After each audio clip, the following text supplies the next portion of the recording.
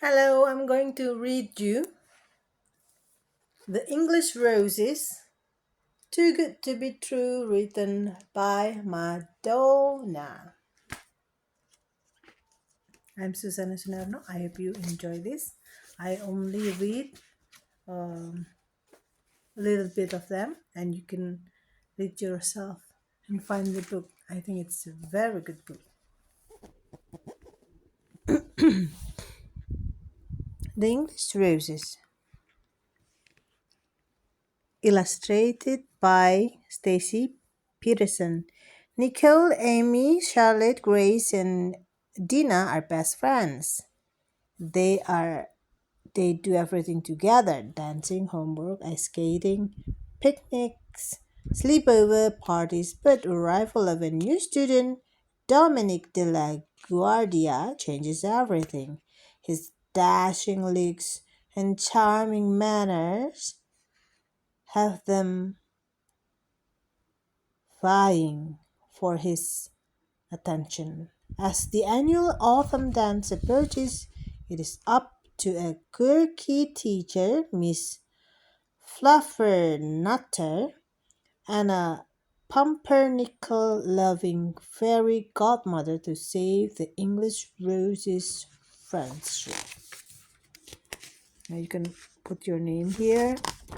My name is Susanna. We just rhyme with Madonna. I love this book. This book is dedicated to orphans everywhere. How lovely. If you haven't heard of the English Roses by now, then you are either living under a rock, B, living on the moon, away with fairies. If you fit the description of A, B, C, then I'm happy to clue you into what the rest of the world already knows. The English Roses are five girls named Nicole, Amy, Charlotte, Grace, and Bina. They are best friends who do everything together: dancing, homework, ice skating, picnics, sleepover parties. Oh, fiddlesticks. If I go on and on, I won't get to the rest of the story. Now, where was I? Oh, yes, the English Roses. Well, there was a time when they were four, not five. It was all because of the big green monster. She came waltzing into their lives, totally uninvited. You see, the other girls treated Pina as if she did not exist because they thought she was too pretty and too perfect. But what she really was too lonely. Fortunately, their friends, fairy godmother, made them invisible with magic fairy dust, and they were able to observe Peanut's life without being noticed. What they found was very far from perfect. They realized that they had misjudged Pina and decided to stop acting like silly, selfish ninnies and be her friends. So, Bina became an English rose too, and they all live happily ever after. Are they? Did they? Well, as you know, once you work out one problem in life, another one comes along and tries to throw a bucket of worms in your trousers. This is where our story begins. It was the first day of school, and the English Roses were excited to. Oops. Sorry. And the English Roses were excited to be starting year 7. They rushed to get there on time, carrying their new book bags and wearing their favorite outfits. Their new teacher's name was Mr. Fluffernutter. She had a pile of gray fluff on her head, and um, that had a mind of its own. Her outfits never seemed to match, and she was not what you'd call fashionable, but everyone loved her because she was beautiful on the inside. She also had a reputation of making work fun. During cleanup, she had been known to put on funky music and encounter the class to dance while they worked. Sometimes she jumped on her desk and burst into songs. The English roses couldn't wait to have fun with her. After the bell rang, Miss Fluffernutter began to call out of students' names.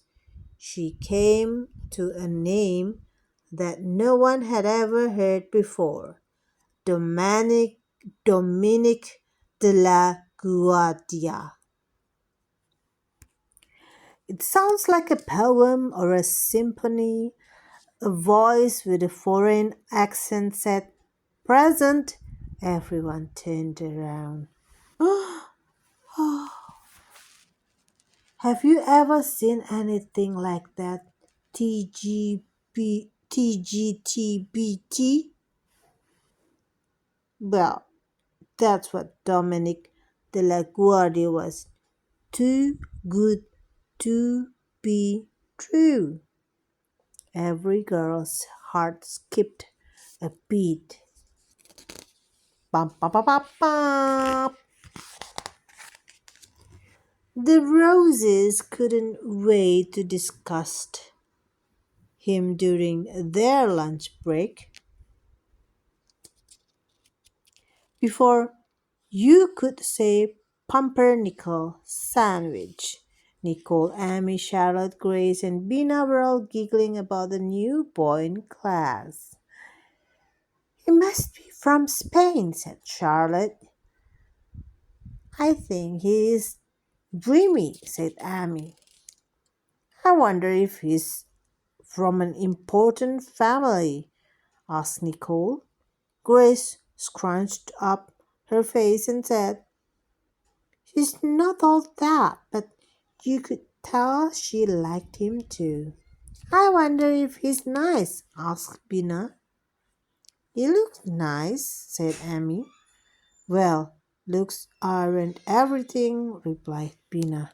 The girls stopped a moment and nodded their head in agreement. Hmm, hmm, hmm, hmm. Whoa, what's that? Whoa, whoa, whoa. Wait a minute. Hadn't the roses already learned a valuable lessons? Well, smart pants, sometimes a lesson needs to be learned more than once. Now, stop interrupting me. Dominic turned out to be an exchange student from Spain. He would be living for a year with the Ferguson families and his neighbors. Not only he was nice, but he was also smart and he had excellent manners. He was also a great football player. Just thought I'd mention it. He was kind of well perfect. Oops. Well, that's what the word again. That scary, intimidating, impossible to live up to word perfect. The English roses were in a constant state of competition with one another.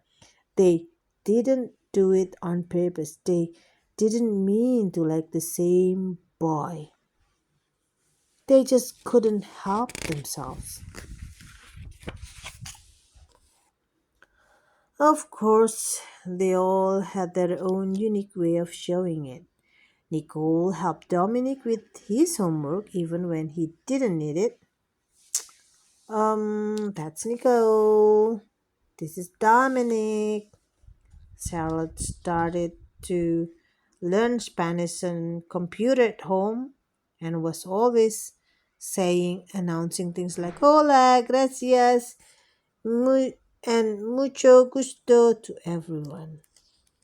Amy spent even more time in front of the mirror than usual, choosing the perfect outfit and futzing with her hair. And Grace talked about sports incessant, incessantly. She even carried a football in her bag just in case he wanted to play. The only person who didn't seem interested in Dominic was Pina. She was too busy worrying about her papa and getting all her work done. She didn't have time to moon over good looking boys. One day, Miss Fluffernutter announced that the autumn dance was only a week away. As year sevens, they were finally old enough to attend. Okay, this is the end of the story. If you'd like me to read more on this story, please comment down below. Until then, bye bye. Thank you. Don't forget to like, subscribe, and follow me.